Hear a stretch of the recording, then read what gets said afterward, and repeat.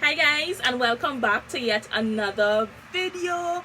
Welcome back to All Things NAE. If you are new or you are returning here and you have not yet subscribed, please hit that subscribe button down below, yes, and turn on your post notifications so you won't miss my uploads. So as you can tell from the title, this is going to be Loc do's and don'ts. Yes, I did make a list.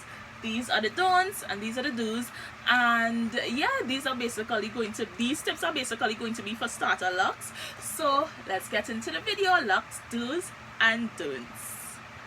So if you watch my vlog, you will know that one of my sisters, she's embarking on her lock journey, and me being 7 years locked, I of course was the one to take her to get her hair done and to give her advice and stuff. So I was like, you know what, why not make a video and give you all advice? There might be persons out there that will be interested in starting their locks or thinking about it, or started blindly like I did. So let's get in.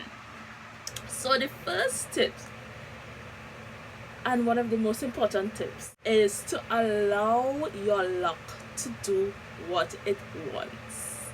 When you now start your journey, whether you start like me, my hair was already natural, like my sister, her hair was already natural. If you decide to start with relaxed hair and cut it as you go along, however you decide to start your locks, once you decide to start, please put it in your mind that I'm going to allow my hair to do as it please. Yeah, allow your hair to grow how it wants. Embrace it and love it, don't matter how it grows. Now, if you try to manipulate in your hair too much, that will definitely cause damage, especially in starter locks. Now, whatever you do with your hair at that particular time is what is going to reflect in the future. So if when your hair was, say, 5 months, you decided to put beeswax, when your hair become 5 years, that beeswax is still going to be trapped in the locks and cause like sticky, gooey, gushy residue, and you'll be confused later on. Actually, it will start to show way before 5 years, but still, whatever you do, it's going to eventually show. So you want to avoid manipulating in it too much. As in its baby stage, just allow it to do as it please. So that takes me to my tip number 2. Tip number 2 is no wax. Try to refrain from waxing, putting wax in your hair, and that is beeswax. Try to avoid beeswax. Beeswax don't come out of your locks. When you interlock, palm roll, whatever you do, it remains there and it's going to stay there for life, and you don't want that. So in order to avoid that, just don't use it. Don't use it at all. Tip number 3. Now this tip it depends on the person. I was a bit hesitant on putting it in there, but take what you want from this video and what you don't want to take, fine. But it's all about washing. Now when I started my locks, the hairdresser told me, don't wash your hair, leave it, let it lock up. Now I have watched videos where persons say they think that is disgusting and they think you should wash your hair as needed. Now I believe in washing your hair as needed, but in order for your lock to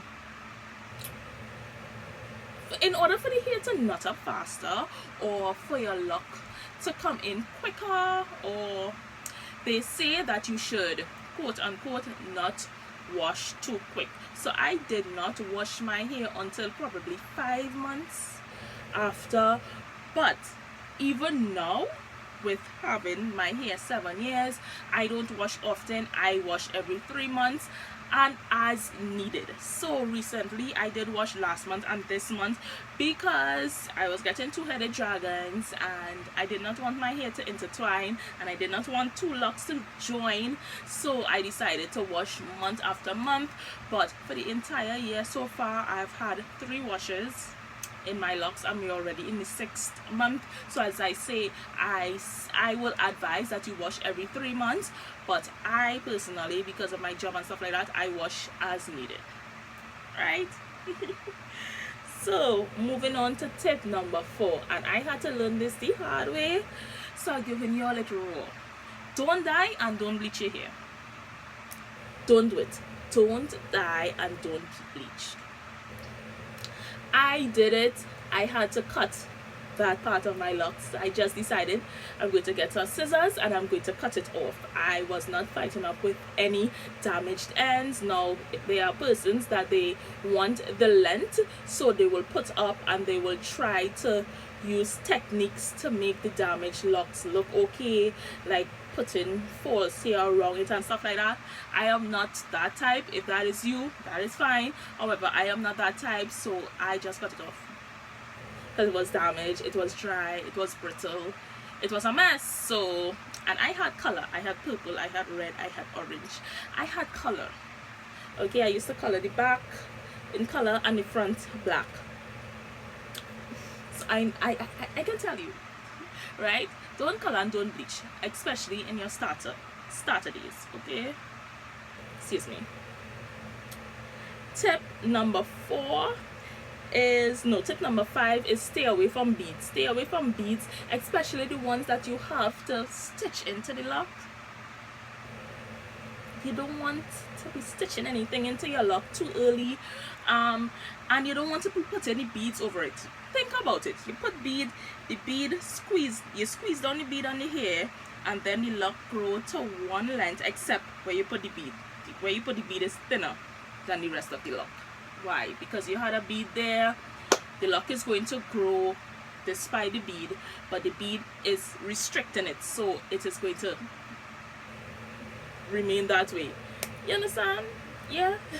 Okay, moving on to my last and final don't is extension. Now this is another one I was hesitant to put in because, as I said, everyone to their own. I had extensions at the start and I wish I did not. Honestly, I think that it's not needed. I think that you should embrace your journey no matter what. I am saying that now, even though I had extensions, but I had my extensions for 2 years and then I cut them out because I was like, I don't need this. Even when I went to the hairdresser, she was like, why you cut your extensions? Because I could have still have my extensions up to this day and she would have maintained it for me, but I didn't want them anymore. Right? And I did advise my sister, what is this? Okay, and I did advise my sister not to get extensions because why? Rock your picky hair, honey. Rock your short hair.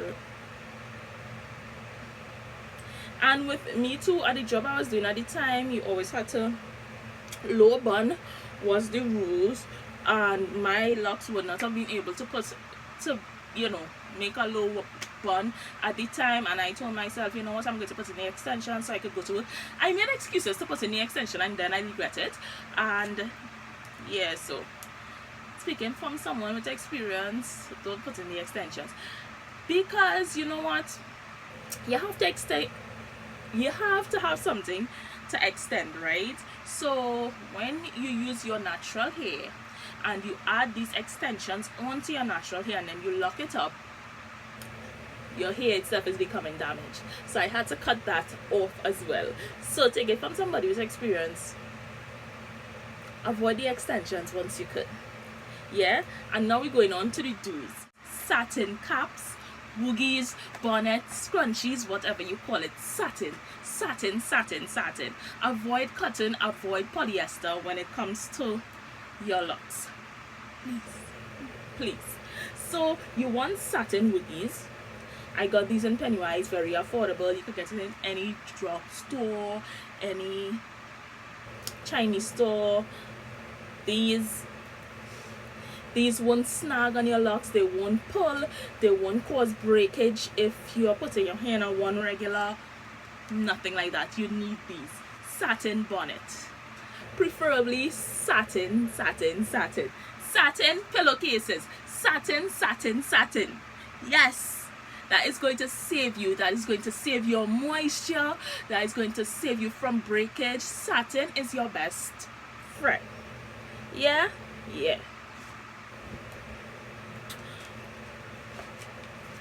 Tip number 2 is moisturize your hair. I am a castor oil girl and wild growth when it comes to my roots of my hair. For my locks itself, I love rose water with vitamin E in it and a touch of coconut oil. That is me. Find what your hair loves. If when your hair was natural, your scalp loved tea tree oil, when it's locked, it's still going to love tea tree oil, honey. It's still going to love tea tree oil. You know why? It's natural hair. Locs is natural hair in its naturalist form, basically, especially if you're going to leave it to do what it wants to do. If we didn't have comb, brushes, wigs, all these man-made things, everybody would have had junks. If you didn't have scissors, razors, everybody would have had junks. So Locs is here in one of its most naturalist form. That's why I want you to embrace it, honey. Tip number 3 in your do's. You do want to keep an eye out, especially with your starter locks, for locks that are combining. You want to make sure, because you know when you get your lock done, you already chose a size, unless you change your mind. You already chose a size and you want your lock to grow with that size, so you want to look out for combining locks, especially if you are going to take my advice and not manipulate in your hair or palm roll it too much. You want to make sure you are checking your hair and avoiding, you know, your locks from combining, because that is going to cause problem. That might cause flat locks, that might cause you to have two-headed unwanted dragons in your hair, that might cause you to, if you don't see it and then when you see it you have to burst it apart, like me in the washroom last week. If you watched the vlog, me in the bathroom on wash day, not cute. So to avoid that, just make sure you are, you know, checking your hair and, you know, making sure that that does not happen. When I say check your hair, I don't mean to be interfering and your hands in the hair every minute, and they did not say that, honey. Tip number 4, ugly stage. There's no such thing as ugly stage in locks, honey. No such thing as ugly stage. There's a short stage, there's a fuzzy stage. I remember my fuzzy stage or my frizzy stage was so bad that when I overcame that stage, people was like, you cut off your frizzies, you cut off your fuzzies. No, I did not. My hair grew out of that stage. Now some people hair is still fuzzy up to this day. No one locks is the same. We could be twins, identical twin. We can be an identical twin and our locks are not going to be the same. And that's just how it is. So see what works for you and embrace it. There's no stage as ugly stage. Don't let anyone put that in your ears. You're going through the ugly stage. No, you're not. You're going through a stage in your lock journey. There's no such stage as ugly stage. And that's just facts. Tip number 5 in the do's is to avoid interfering with your locks too much. Avoid playing in them. Avoid cotton and polyester. Avoid persons touching your locks. Avoid excess washing. Avoid products. Avoid everything possible that you could avoid that will interfere with your locks. When my hair was fresh, when my hair was in its starter stage, starter locks are beautiful, starter locks are lovely. When my hair was in its starter lock stage, I used to like to have it covered up a lot, mainly because I'm thinking about the things in the atmosphere that could get into my locks that can stay there. I am thinking about if someone passed, someone to touch it, to get me angry. Just avoid polyester pillowcases, cotton pillowcases, cotton sheets, polyester sheets that you rest your hair on. I have cotton sheet on my bed right now, but I have a satin pillowcase that I put my head on. Also, I'm wearing a satin bonnet every night as a rule, right guys? So those are my locks do's and don'ts. I hope you guys enjoyed it. I hope you guys get something from it. If you're loose natural, I hope you can also get something from it. But this is for the babies, for the starter locks, the lovely ladies and gentlemen that decided to embark on this beautiful journey, because trust me, it is beautiful and you aren't going to regret it. When you are 7 years in like me, you're going to be smiling like this. Right? So yeah, thank you guys so much for watching. Do not forget to like, comment, and subscribe. If you have starter locks, definitely comment down below. And yeah, don't feel free to ask any questions, and hit that subscribe button and turn on your bell notification so you won't miss my next upload. Thanks for watching. Bye.